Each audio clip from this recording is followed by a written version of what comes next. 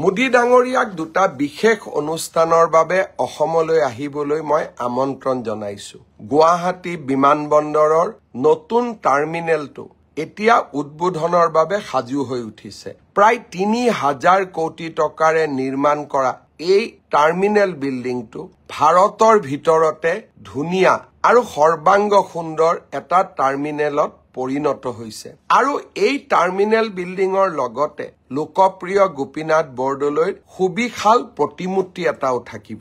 তাৰ লগতে সিদিনাখনে নামৰূপত আমি আৰম্ভ কৰিব খোজা ফাৰ্টিলাইজাৰ প্ৰজেক্টটোৰো প্ৰধানমন্ত্ৰী মোদী ডাঙৰীয়াক আধাৰশিলা স্থাপন কৰিবলৈ মই আমন্ত্ৰণ জনাইছো। প্ৰায় ১২,০০০ কোটি টকাৰে আমি সেই সাৰ কাৰখানা নিৰ্মাণ কৰিম। ১২ লাখ মেট্ৰিক টন ইউৰিয়া তাৰ পৰা উৎপাদন হ'ব।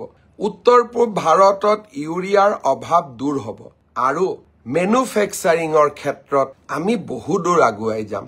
নুমলীগড় ৰিফাইনেৰী, আমাৰ বায়' ইথানেল কোম্পানী, জাগিৰোডৰ ছেমি কণ্ডাক্টৰ প্ৰকল্প, বিলাচীপাৰাত থাৰ্মেল পাৱাৰ ষ্টেচন ৩,২০০ মেগাৱাটৰ আৰু নামৰূপত সাৰ কাৰখানা।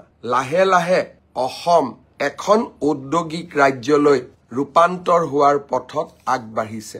অভূতপূৰ্ব নিয়োগৰ এখন নতুন ক্ষেত্ৰ খোল খাব। অসম বিকাশৰ গতিৰে নতুন যুগলৈ আগবাঢ়িব।